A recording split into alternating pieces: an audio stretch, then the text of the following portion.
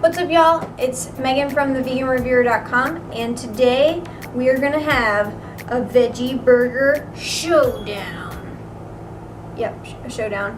Okay, sorry, that was really a showdown. Okay, last weekend I did a cookout with my family, and we played some cornhole, and I won against my grandma.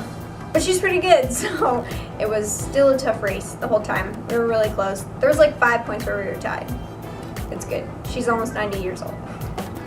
Anyways, so I tried myself and my family tried 3 different brands of veggie burgers, and today I want to talk about which ones I like the best and which ones were great for certain things, and that way you can have the perfect Memorial Day cookout if that's what you're planning on doing, or just a cookout anyways, because come on people, it's summer.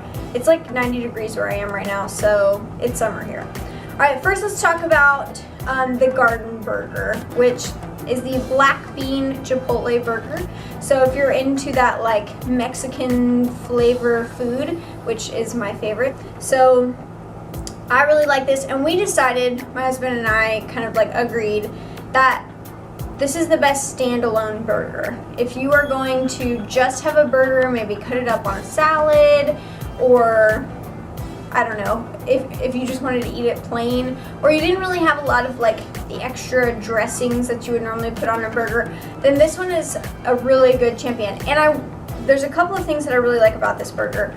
One, it's 90 calories. So if you are watching your calories, or you're trying to just slim down, it's a great option. Of course, too, the flavor is really on point. The Chipotle really kind of gives it that snap, and like we said, it stands alone as a burger, but also like as an entree.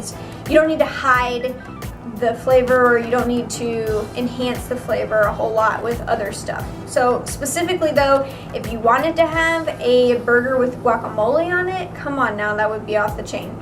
So this brand doesn't have anything like non-GMO or organic, and so it is the cheapest of the 3 that I will be reviewing. It's $4.60, and it comes in 4 hamburgers, or veggie burgers come in a box for each one of these.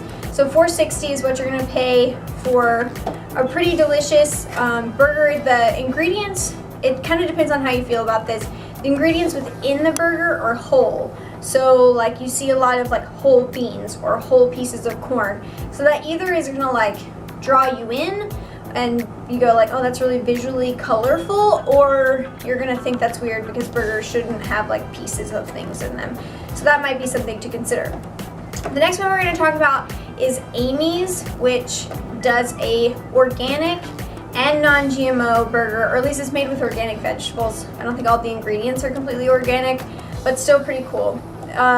This one, comparatively in regards to calories, is the highest. It is 150 calories. But even if we're comparing that 150 to the average quarter pounder hamburger, which is 354, we're still doing better than cutting it in half. Protein wise, this one is not as high. I think there's 6 grams. Let me check. Wait for it. 6 grams of protein in the Amy's. So the Amy's, the thing that we really had an issue with was the color. It doesn't like darken or become really rich looking. It kind of stays kind of gray, in like the gray color span, and that's just really not something that when you're like serving it to guests and putting it on a platter that you're not really hoping for. So maybe if you, I don't know, if you like marinated it or really worked on getting those grill marks, you could kind of like, for lack of a better pun, beef up the appearance.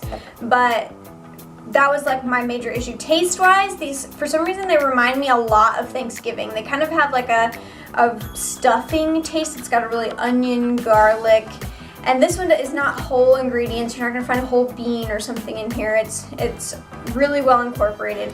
I liked it, honestly, I did. Once you had all the other stuff on there, it was a really solid burger. Is it the best burger we had? No. Is it a good burger? Especially if you are really familiar and you're not like missing the meat, then Amy's is a great thing, and I like it because of the organic and non-GMO. Now this one is the most pricey because of those two features. You're gonna pay between $5 and $6 for 4. Again, it's not terrible, you know, you're paying a little over $1 per serving, but still more expensive than the others. Now the one that we liked the most, which surprised me, was the MorningStar roasted garlic and quinoa burger. And we liked it the most for this reason. We didn't like it as a standalone necessarily. I mean, it was fine as a standalone.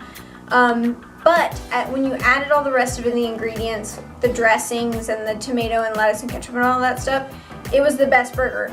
The other thing that was surprising that it pulled us in and we were like the most drawn to it, and other people at the Cookout were most drawn to, was the color. The color of this burger is really attractive. It's very like a rich, warm brown, and it looks toasty, and it doesn't have that appearance of like gray processed. And the other thing too is it has 130 calories, so it's somewhere in between the Gardenburger and the Veggie Burger. It does have the most protein. So it's got 7 grams of protein compared to the 6 and the 5 of the Gardenburger. So if you're really looking for a protein-packed and still really low-calorie burger, that's a great option for you. And the other nice thing about the MorningStar is that it's non-GMO. So, I mean, and you paid $4.57 for a box. Really and truly, as the champion, it's got the best looks. We really enjoyed the taste as a whole burger, and it's got the most protein, and calories are still pretty low. We're not really counting calories, but if that's something for you, then it's definitely a plus. So I think MorningStar won the battle for us. However, the Gardenburger does taste really good as standalone and would be really delicious with some guacamole or something like more like a California burger. And Amy's definitely had a meaty flavor, same thing with the MorningStar,